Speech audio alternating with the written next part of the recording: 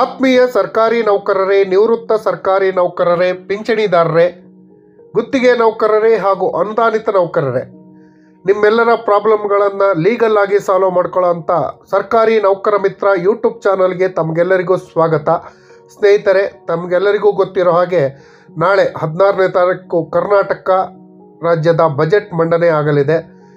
ಈ ಬಜೆಟ್ನಲ್ಲಿ ಸರ್ಕಾರಿ ನೌಕರರಿಗೆ, ನಿವೃತ್ತರಿಗೆ, ಪಿಂಚಣಿದಾರರಿಗೆ ಪ್ರತಿಯೊಬ್ಬರಿಗೂ ಯಾವ ಸಿಹಿ ಸುದ್ದಿಗಳು ಸಿಗಬೇಕು, ನಮ್ಮ ಬೇಡಿಕೆಗಳು ಏನು ಎಂಬ ಬಗ್ಗೆ ವಿವರವಾದ ಮಾಹಿತಿಯನ್ನು ನಿಮ್ಮೊಂದಿಗೆ ಶೇರ್ ಮಾಡ್ತೀನಿ. ಈ ಮಾಹಿತಿನ ಶೇರ್ ಮಾಡೋದಕ್ಕಿಂತ ಮುಂಚಿತವಾಗಿ ಯಾರ್ಯಾರು ಈ ಚಾನಲ್ಗೆ ಸಬ್ಸ್ಕ್ರೈಬ್ ಆಗಿಲ್ಲ ದಯವಿಟ್ಟು ಸಬ್ಸ್ಕ್ರೈಬ್ ಮಾಡ್ಕೊಳ್ಳಿ. ನಿಮ್ಮ ಸ್ನೇಹಿತರಿಗೂ ಶೇರ್ ಮಾಡಿ. ಸಬ್ಸ್ಕ್ರೈಬ್ ಮಾಡಿಕೊಂಡು ನಿಮ್ಮ ಸಮಸ್ಯೆಗಳನ್ನು ಲೀಗಲ್ ಆಗಿ ಸಾಲ್ವ್ ಮಾಡ್ಕೊಳ್ಳಿ. ಸ್ನೇಹಿತರೆ, ಕರ್ನಾಟಕ ರಾಜ್ಯದಲ್ಲಿರುವಂಥ 7.5 ಲಕ್ಷ ಸರ್ಕಾರಿ ನೌಕರರು, 3 ಲಕ್ಷಕ್ಕೂ ಹೆಚ್ಚು ನಿವೃತ್ತ ಸರ್ಕಾರಿ ನೌಕರರು, ಅನುದಾನಿತ ನೌಕರರು, ಗುತ್ತಿಗೆ ನೌಕರರಿಗೆ ಒಂದು ಆಶಾಭಾವನೆಯಿಂದ ಕಾಯ್ತಾ ಇದ್ದಾರೆ. ನಾಳೆ ಕರ್ನಾಟಕ ರಾಜ್ಯದ ಬಜೆಟ್ ಮಂಡನೆಯನ್ನು ಕರ್ನಾಟಕ ರಾಜ್ಯದ ಮುಖ್ಯಮಂತ್ರಿಗಳಾದ ಶ್ರೀ ಸಿದ್ದರಾಮಯ್ಯ ಅವರು ಮಂಡನೆ ಮಾಡಲಿದ್ದಾರೆ. ಈ ಬಜೆಟ್ನಲ್ಲಿ ನಮಗೆಲ್ಲರಿಗೂ ಏನು ಸಿಗತ್ತೆ, ಯಾವ ಸಿಹಿ ಸುದ್ದಿಗಳು ಸಿಗತ್ತೆ, ಎಷ್ಟೋ ವರ್ಷಗಳಿಂದ ನಿರೀಕ್ಷೆ ಮಾಡ್ತಿದ್ದ ಸಿಹಿ ಸುದ್ದಿಗಳು ಸಿಗತ್ತಾ ಅಂತ ಕುತೂಹಲ ಇದ್ದೇ ಇರುತ್ತೆ. ಈ ಬಜೆಟ್ನಲ್ಲಿ ನಿಮ್ಮೆಲ್ಲರ ಪರವಾಗಿ ಯಾವ ಸಿಹಿ ಸುದ್ದಿಗಳು ಸಿಗಬೇಕು ಅನ್ನೋದ್ರ ಬಗ್ಗೆ ಹೇಳ್ತಾ ಹೋಗ್ತೀನಿ. ಮೊದಲನೇದಾಗಿ 7ನೇ ವೇತನ ಆಯೋಗ ಈ ರಚನೆ ಆಗಿ ಸುಮಾರು 14 ತಿಂಗಳು ಕಳೀತಾ ಬಂತು. ಆದರೂ ಇದುವರೆಗೆ ವರದಿಯನ್ನು ಕೊಟ್ಟಿಲ್ಲ. ನೆಕ್ಸ್ಟ್ ಮಂತ್ ಇದ್ರ ವರದಿ ಕೊಡೋ ಸಾಧ್ಯತೆ ಇದೆ. ವರದಿ ಕೊಟ್ಟರೂ ಕೂಡ ರಾಜ್ಯ ಬಜೆಟ್ನಲ್ಲಿ 7ನೇ ವೇತನ ಆಯೋಗಕ್ಕೆ ಅನುದಾನವನ್ನು ತೆಗೆದಿಡಬೇಕು. ಅನುದಾನ ತೆಗೆದಿಟ್ಟರೆ ಮಾತ್ರ ಅದನ್ನು ಇಂಪ್ಲಿಮೆಂಟ್ ಮಾಡೋಕ್ಕೆ ಸಾಧ್ಯ ಆಗತ್ತೆ. ಹಾಗಾಗಿ ನಾಳೆಯ ಬಜೆಟ್ನಲ್ಲಿ 7ನೇ ವೇತನ ಆಯೋಗಕ್ಕಾಗಿ ಇಷ್ಟು ಬಜೆಟ್ ಅಂತ ತೆಗೆದಿಡಬೇಕು. ಇದರಿಂದ ಸ್ಯಾಲ್ರಿ ಅನುದಾನ ತೆಗೆದಿಟ್ಟರೆ ಎಲ್ಲ ಸರ್ಕಾರಿ ನೌಕರರಿಗೆ 7ನೇ ವೇತನ ಆಯೋಗ ಇಂಪ್ಲಿಮೆಂಟ್ ಮಾಡಿದಾಗ ಹೆಲ್ಪ್ ಆಗುತ್ತೆ. ಅದರ ಜೊತೆಯಲ್ಲಿ ಇನ್ನೇನು ಲೋಕಸಭಾ ಚುನಾವಣೆಗಳು ಬರುತ್ತೆ. ಮುಂದಿನ ತಿಂಗಳು ನೀತಿ ಸಂಹಿತೆ ಜಾರಿ ಆಗ್ಬೋದು. ಅದಕ್ಕಿಂತ ಮುಂಚಿತವಾಗಿ 2024ನೇ ಸಾಲಿನ DAಯನ್ನು ಹೈಕ್ ಮಾಡಬೇಕು.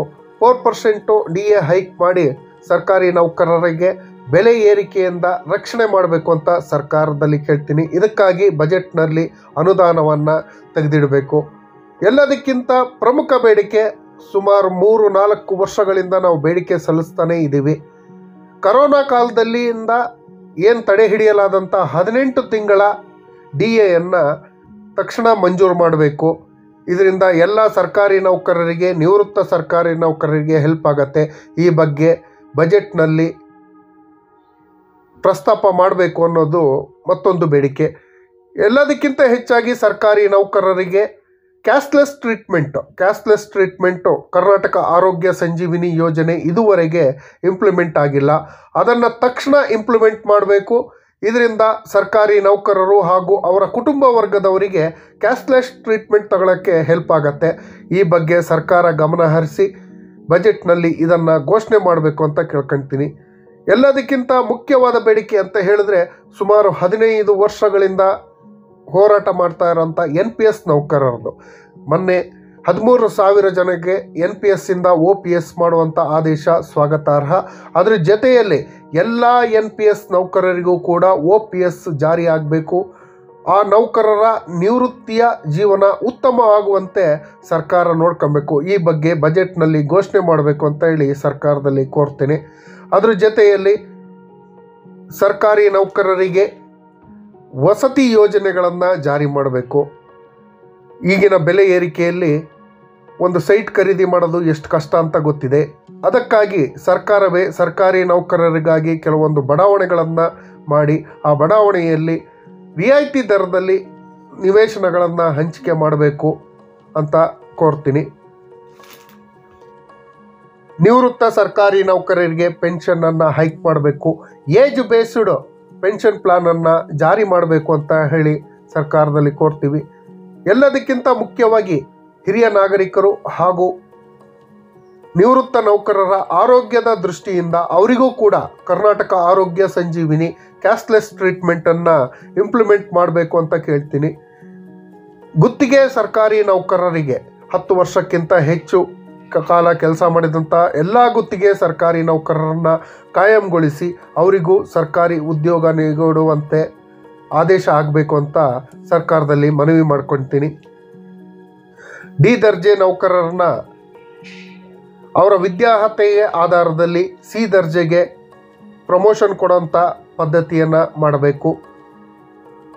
ಅಂತರ್ಜಿಲ್ಲಾ ವರ್ಗಾವಣೆಯ ಬಗ್ಗೆ ಸಮಗ್ರ ನೀತಿಯನ್ನು ರೂಪಿಸಬೇಕು ಅಂತ ಕೇಳ್ಕೊಳ್ತೀನಿ.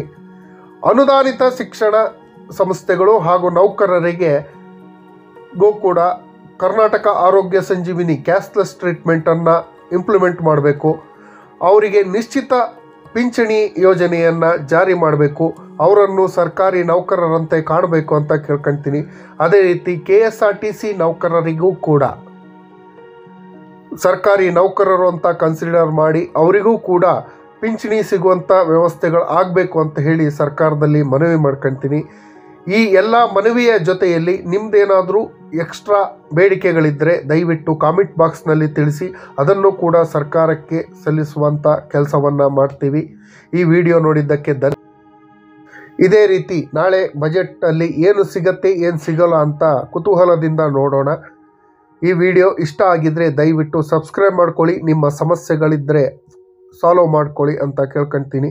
ಧನ್ಯವಾದಗಳು. ಜೈ ಹಿಂದ್, ಜೈ ಕರ್ನಾಟಕ ಮಾತೆ.